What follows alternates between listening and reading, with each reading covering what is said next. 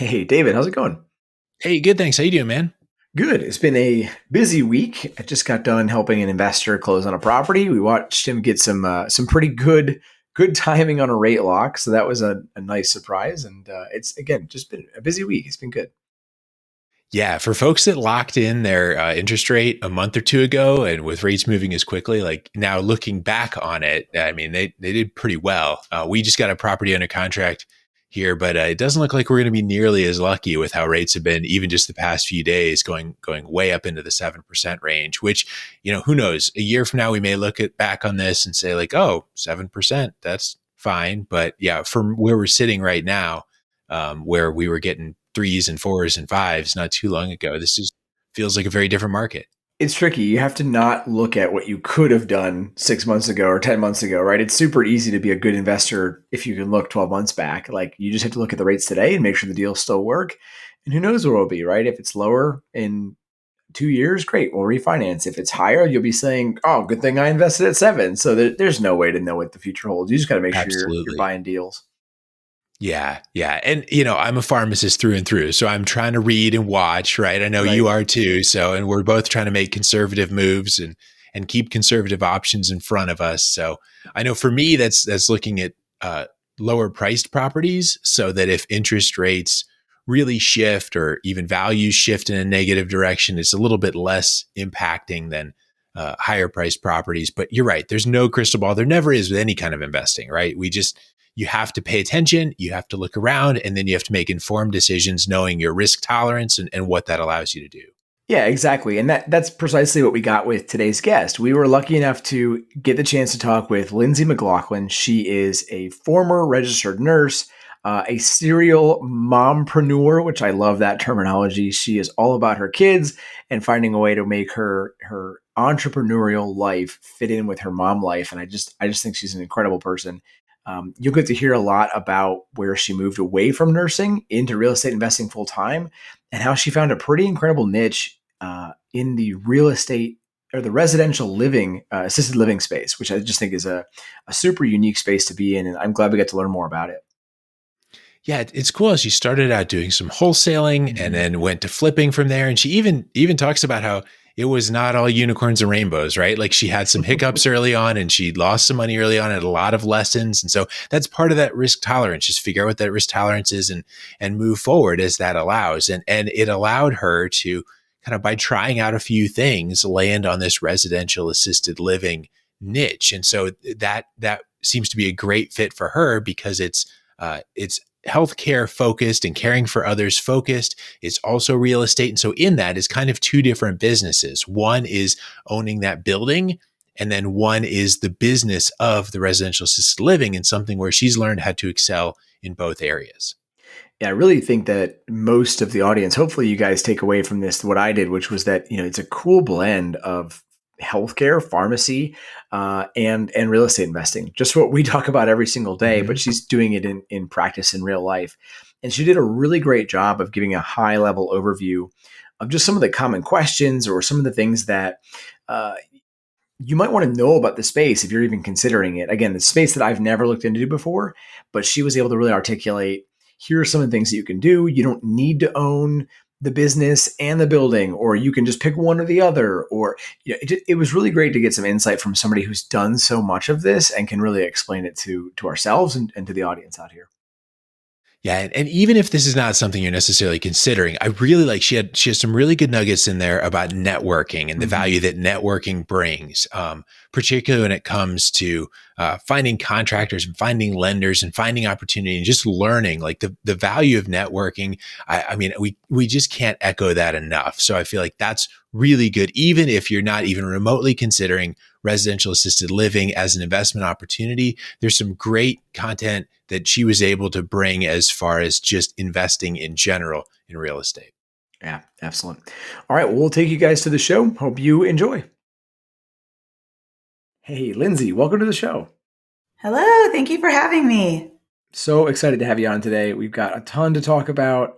Just really excited about your background and what you're doing in the real estate space. And so, just again, a pleasure to have you here. Why don't we jump right in, kick us off, tell us a little bit about your story and how you got to where you are today? Sure.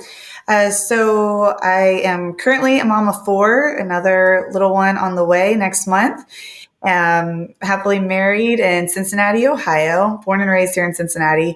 I was a caregiver through college, then became a nurse. And I always knew I wanted to be an entrepreneur. Didn't really know where that was going to lead me, but knew I wanted to do something in the entrepreneurial world. So I always had different side gigs. And then I ended up quitting my job completely. Actually, I was a surgical nurse and I quit when I was like 6 months out from having my second baby because I really wanted to be a mom too, right? Like not just the entrepreneur thing, but I wanted to be mom. And working in surgery, a lot of times I felt like I wasn't being mom. So that was a big thing. So quit kind of cold turkey and jumped right in on a leap of faith to real estate investing. And through that, we did all kinds of creative financing things, flips, rentals, notes, different things.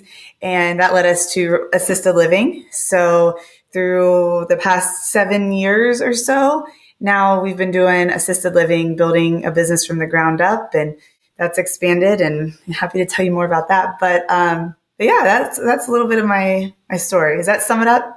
I love it. It's awesome. Absolutely. Yeah, no, that's very cool. And we certainly talk with people that have that journey through different flavors of real estate investing along the way, and they try different things and they end up at something. So I definitely want to get to the residential assisted living in a minute, but I kind of want to talk through that journey as well. So I'm curious, when you first quit, or maybe even before you quit, perhaps you were getting into real estate investing earlier, but I'm curious, what was that first thing that you got started with, and kind of what was the next step from there? Yeah, the first step was a wholesale deal. That was terrible. It was a terrible failure. Oh But no. like you're quitting your job, you're like, we're all in. First wholesale deal, I lost 5,000. I'm like, no, what am I Oh no. doing? Oh no. Um, yeah, but I learned. The next one I failed too, and I learned. And yeah, so I started with wholesaling and then got into the flips, which was great. So Okay. And for those that may not be as familiar with wholesaling, could you walk someone through just the very basics of what wholesaling is and how that was kind of one feasible way? I know a lot of people get started that way. How that worked for you as a way to get started? yeah, I mean, wholesaling is basically finding a deal and getting it under contract and then assigning it like somebody else purchasing the house. So I go and find a deal and then I also find a buyer for the deal and I put my fee into it. So going through RIA groups and networking and meeting a bunch of other people in the real estate space, that provided me a lot of opportunities to be able to build my buyer list, to make connections, and really learn and understand too how to go out and find these deals. If you say to somebody, "Oh, just go be a wholesaler," be like, who do I call? What do I do? Right? Hmm. Hmm. So diving into that education and making sure you have connections was definitely important. No, I love and I that. know that's a very common way that people jump in and get started because, yes, looking for those real estate investing deals and then finding a way to play matchmaker and find a buyer for that seller and then finding some value in between there, that can definitely work. But then you went from there into fix and flips where you ended up being that buyer rather than passing that on. You took on that deal and then decided to work it through yourself. Yep. Yeah. So we had a number of flips going on. And it was helpful. My husband is in construction. So he was either GCing them or doing a lot of the work himself or ourselves. Or you have a GC that fails. I don't even want to call him a GC, but Oh a no. contractor that fails or doesn't show. And then you're going back in and fixing the work anyway. So we jumped into doing the flips and, um, I would say the most challenging part about those was finding the funding at the time. That kept things really interesting. Is just the finding those funding partners and being able to close on the deals that you wanted to close on. Yeah, it's something that I want to touch on, and so I'm glad you brought it up.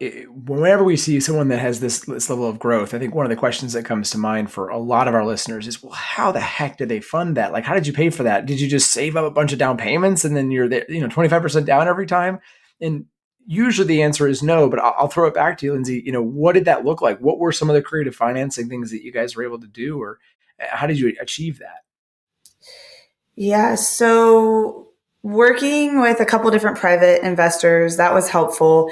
And also at the time, it was way easier to pick up cheaper deals. And especially being in Ohio, I mean, you could pick up deals pretty cheaply. I was actually looking today at some deals in a neighborhood I had done stuff in back, I guess, 10 years ago, 8 years ago, something like that. And the price difference was just insane. Still just a very blue collar. I was very surprised at that.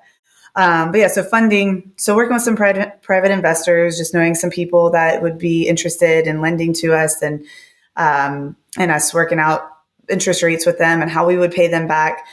A really great thing for us, though, was finding a local bank that was real estate investor friendly. That made all the difference in the world. You're not going to a U.S. bank or one of these big ones, but finding a local bank, one branch, and that's what they do. They just work with real estate investors. So that was huge for us. They took a chance on us, and we still work with them, actually. And did you find them through the RIA that you mentioned earlier, or through another investor, or just Googling around? Like, what did that look like for you guys? Yeah, I think it was people just talking, because we had talked to a number of other local banks, and now, like how we started our assisted living was working with a different local bank. But yeah, just talking to people and hearing what they were doing.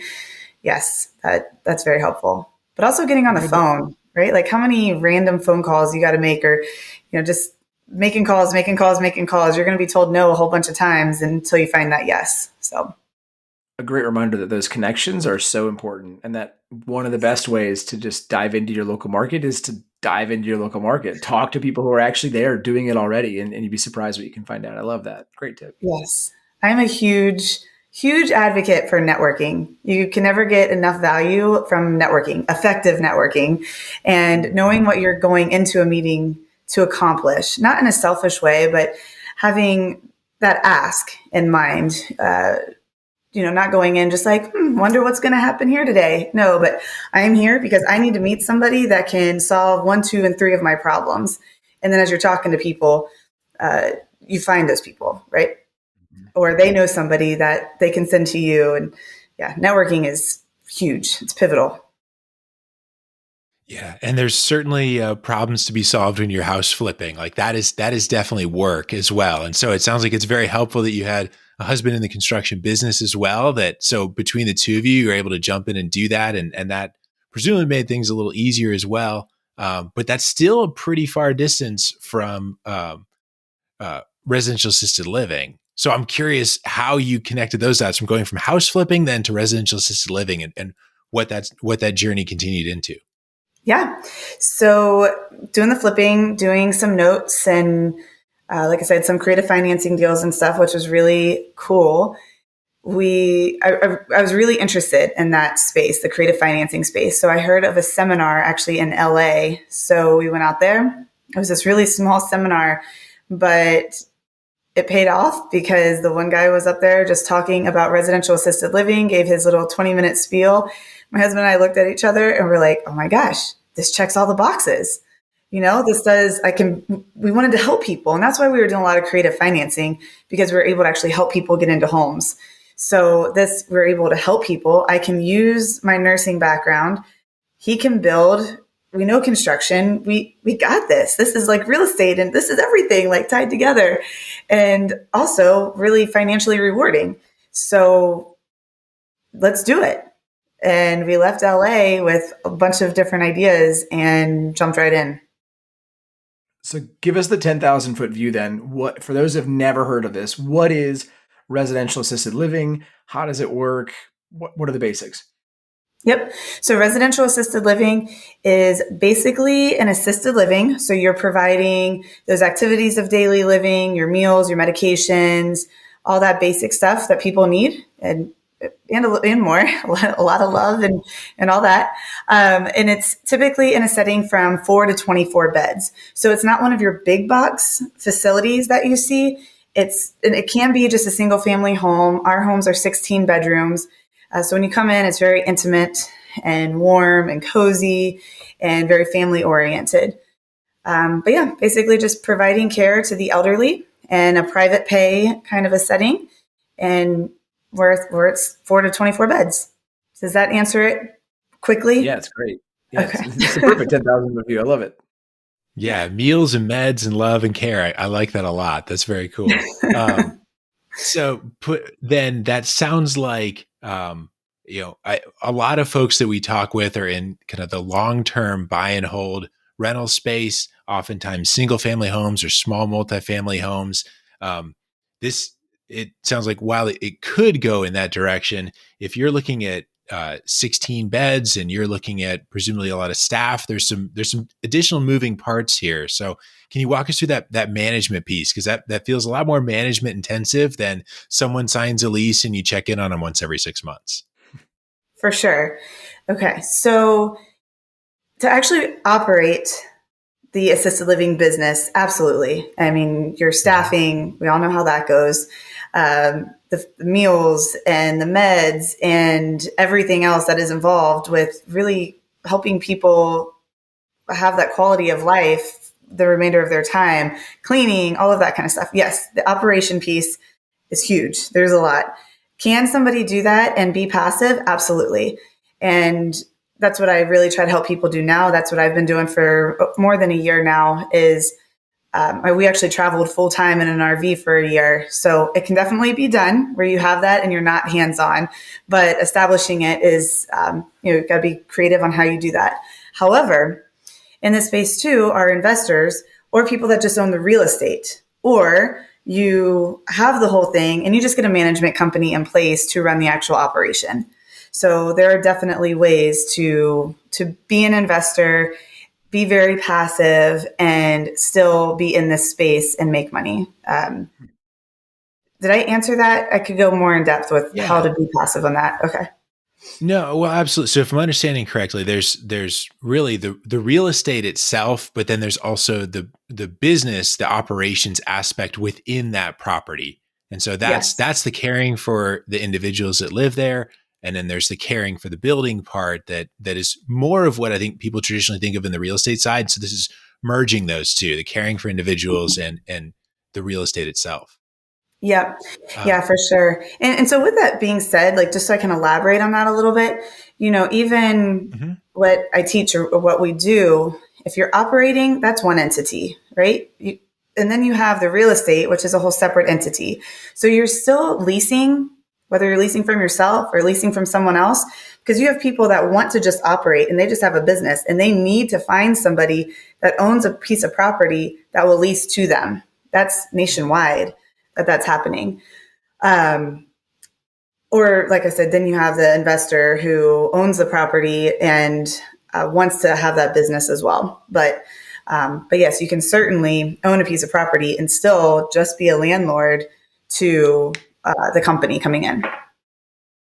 So talk me through, I'm picturing this. You guys are coming home from the seminar in LA, all these great ideas. You know the space you want to be in.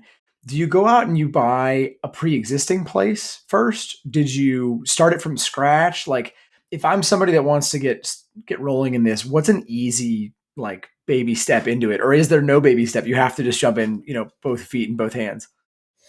No. Okay. You asked me a few questions there, so let's back up. Sorry. No, that's okay. Because I want to make sure I answer all of it. So you asked us about coming home from the seminar and jumping right in, which is what we did. We found a house in a great part of town. There wasn't one there. The city was all in. We got it under contract. We were pretty close. Like, we were going to do a whole rehab on it, renovate the garage and all that. We were going to make basically a 3-2 home with a detached garage into a 10-bedroom RAL, residential assisted living. Wow. Sitting on like a half acre, normal suburb town. We were pretty pumped about it. Then our funding fell through like last minute. We didn't put the right contingencies in place on the contract. So we lost like $10,000 in the down payment and had to walk away from that house. So again, was it a failure? Yes, but there's always a but, right? But we learned. And Yes. So can you do that? Absolutely. 100%. You could jump right in and go find a house and do all that. We ended up having land, so we decided to go with the building approach. So went that route. Um, so then to answer the second part of your question, you said, can somebody jump right into this? Like, how does that look? So you certainly can. And that's what one of our businesses is now, actually, is helping people get into this with way fewer barriers of entry. And, um, and that looks different from a number of ways. If it's somebody that's just wanting to invest and they want to be completely hands off, well, there's certainly opportunities for that. And certainly people that need those funds, right? So we can connect the dots for that. And somebody can get right in and just be completely passive. So if somebody is wanting to jump in to this space and they find it really interesting and do all their due diligence on it, there are definitely options. You could be going out and calling on already licensed homes. You can find those licensed residential assisted living homes online. So you could be going out, see if anybody's interested in selling and buy something like that. You could be looking for, we could go way more in depth in this, but you could be looking for a property that would suit several people to make it more of that quote unquote group home. I'm really not an advocate for anything under 8 beds. However, there are tons of them that are successful all over the country that are 5, 6, 7 beds. So if somebody was just going out and looking, okay, could this home, it's a single family home, talking about the HOA, everything's okay there. And it's a ranch and there's a connected garage and we could make this easily into 8 bedrooms. Somebody can jump right into that as well. Or looking at even commercial spaces. I'm not against commercial with this. A lot of people hear residential and they think only single family. But you go into a commercial thing, think of how many adult daycares closed down through COVID or a lot of these other places. So we're actually renovating an adult daycare right now to become a residential assisted living. So it's commercial, but we'll be marketing it as a residential assisted living because it will look and feel like a home. It's just a commercial piece of property. Cool. Does that help answer that question on how somebody could be getting in? I love it. I think it's such a complicated space if you've not experienced it or not lived in it before. I think it's great to get some background from somebody who's done so much of it. It's awesome.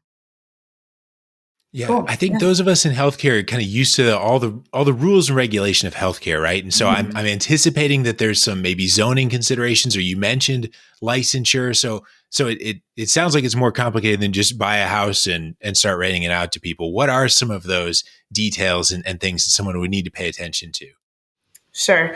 So let me preface this by saying there are plenty of unlicensed RALs out there across the country. I will not advocate for that, right? Again, coming from healthcare, we got to follow some regs and make sure we're compliant and okay. No, I don't like following rules, but with some of this, you have to. So people do operate unlicensed, or in several states too. You can even have 3 residents and still not be licensed, and they actually will allow that, and that's okay. So there is that. If you're going to build this up to really be, profit generating and where you can have partners and have a lot of different opportunities, absolutely getting licensed. So yeah, there's definitely things with zoning and with getting all those permits and all of that kind of stuff, definitely. One thing, if you find a property that is interesting to you, one of the first things you need to do is call into that township or into that city and see what they approve. And a lot of times there ends up being education around it. If you're saying you want 8 non-related individuals living in a home, they're like, ooh, group home, we don't have that here. Well, wait a second, these are seniors, they're not driving and all this other kind of stuff. And you go and you can present and a lot of times get that approved. So there is that whole process. Yes. With zoning, of course, if you were building from the ground up and all that, getting that changed. And also, we've changed too from being like an R1, what we were going to be doing, to being an R4 and for certain, in a certain building too. Building codes. My husband heard me in there. Yep. So there's definitely a process with all of that. And then as far as licensure goes, so again, it's all online. The states put it out there on what those regs are and what you need to do to become licensed. And they have a lot of forms and a lot of information. So by following that and taking the proper steps, you can go through that process. If you're building from the ground up, you got to wait for your CO to even apply, your certificate of occupancy, to even be able to apply and have a lot of other boxes checked and have all of your policies and procedures in place. And so getting your licensure is definitely a big step. It's a big deal and it's ongoing because then the state can be popping in anytime. Then you got to have annuals or every 2 years they come to survey. Ombudsman could stop by anytime, as well as other governing parties, OSHA and all that. So as you know. Yeah. So definitely a notch more complicated in terms of management than the typical long-term rental or vacation rental kind of things that people are probably familiar with. But it does present an opportunity then to care for people as a part of this. So there's definitely that kind of human aspect in this investing as well. Absolutely. I've heard that several times this week, actually, as kind of a new thing, but bringing that humanity into your investing. Absolutely. So you're definitely caring for people. And again, investors can do this and have other people that are actually the operators and actually doing all of that piece where they don't have to be concerned. Not that they're not concerned, but they're not the ones figuring all those regs out. Right. I love it. Really quick, I know, again, one of the other pieces we wanted to touch on was just, what this looks like in terms of an actual investment too. So what are some of the numbers that we're dealing with on some of these properties? I know, a typical single family home here in Ohio might rent from $1,000 anywhere to $3,000, but what are we looking at for something like this in the residential assisted living space? Yep. So the national average for assisted living is about $4,000 per bed. So Per month, right? Per month, yes. So per resident per month. Now, again, with that, let's just assume it's an all-inclusive type of thing. So that's providing their meals, their care, and everything else. So you're looking at, let's just say on average, like a 30 to 40. So let's just go with a 35% profit margin on what they're paying. And that's after you're getting it up and running, right? Not on your first couple residents and all that, but after you're getting up and running and you get past that threshold, about 35% profit margin. Now, when you get into this residential assisted living piece, we're looking at a little bit more like the higher clientele. It is all private pay most of the time. Like we did get approved for the waiver, so that after somebody's privately paying for so long, then you can do a Medicaid type thing. But putting that aside, you're charging anywhere from usually like $5,000 to $8,000, $8,500 a month, just depending on your location and really everything you're offering. To be charging $6,000 per month per resident is pretty typical, and in most areas. And like I said, think of that like 35% profit margin after expenses and all that in the operation. And yeah. So think about it as, if you have 10 beds, if you've got 16 beds, how that looks. Yeah. And of course it's not the typical residential real estate expenses, right? You've got people to hire, food to buy, everything is your expense all of a sudden too. So it's not apples to apples, but that's interesting to get that perspective and the dollars that are going into that. That's great. Yeah. Definitely expenses.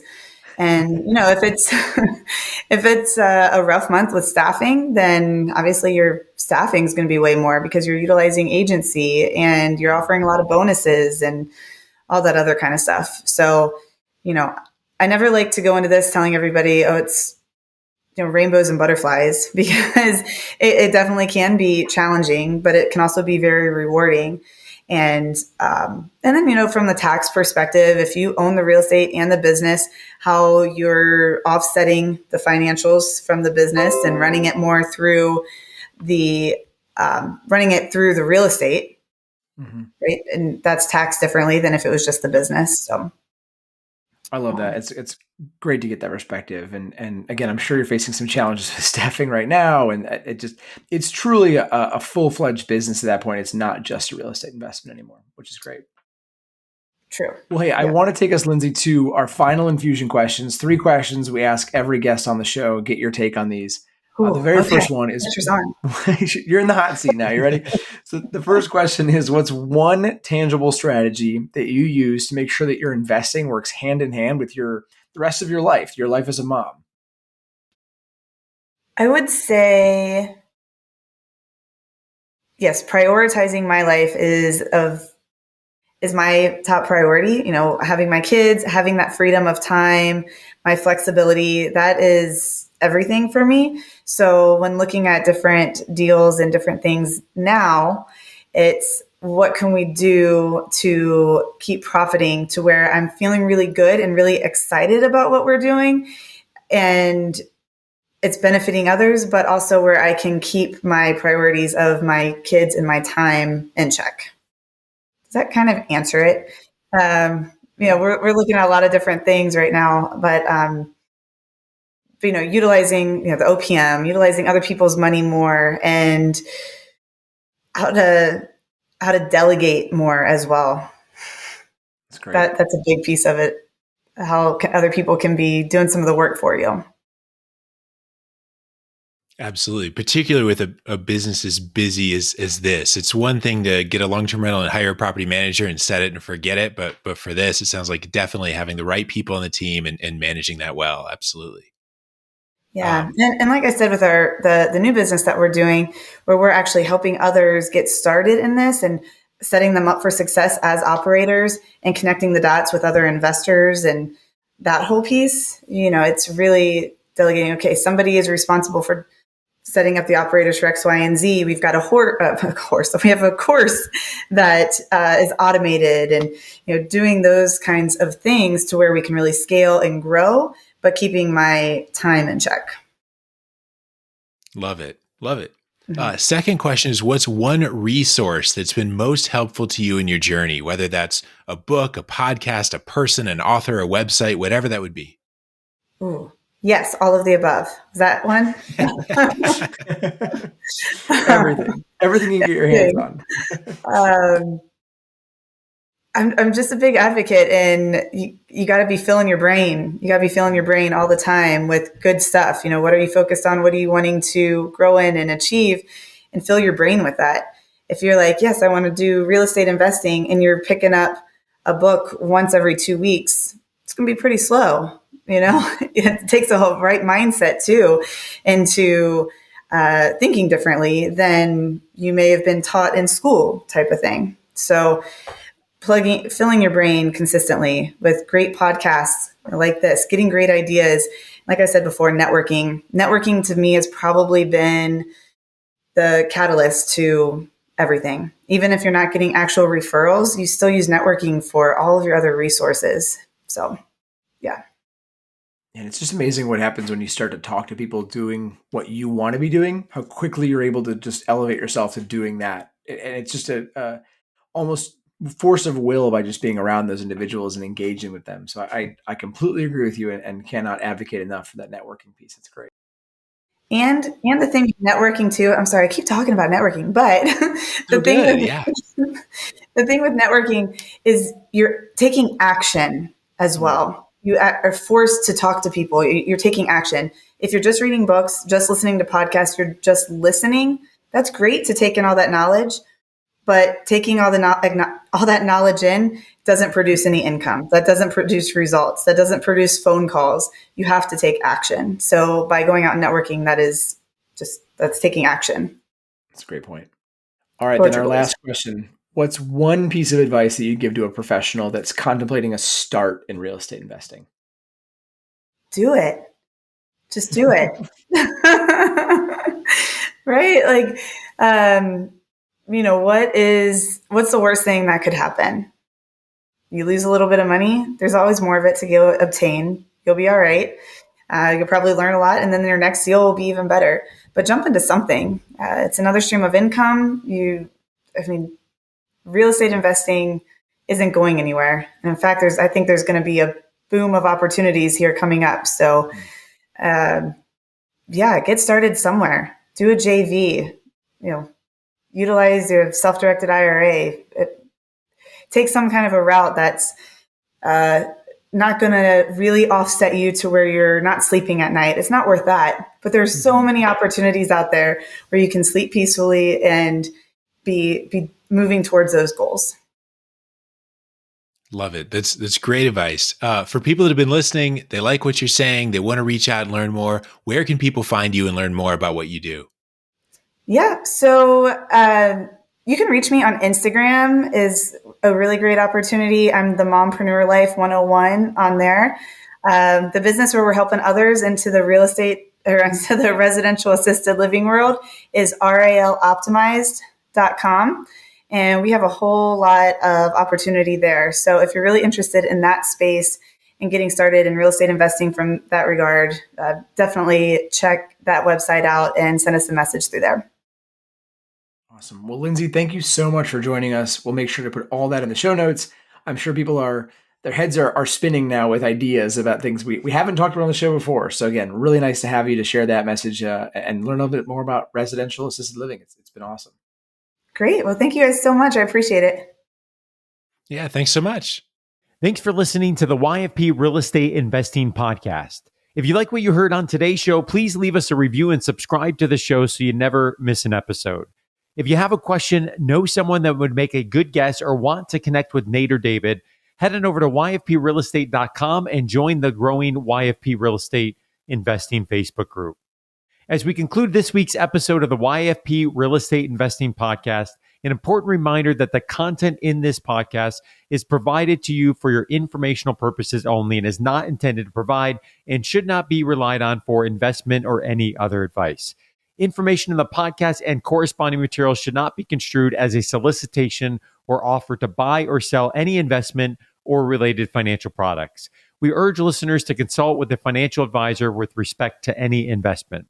Furthermore, the information contained in our archived newsletters, blog posts, and podcasts is not updated and may not be accurate at the time you listen to it on this podcast. Opinions and analyses expressed herein are solely those of your financial pharmacist, unless otherwise noted, and constitute judgments as of the dates published. Such information may contain forward-looking statements which are not intended to be guarantees of future events. Actual results could differ materially from those anticipated in the forward-looking statements. For more information, please visit yourfinancialpharmacist.com/disclaimer. Thank you for your support of the YFP Real Estate Investing Podcast. Have a great rest of your week.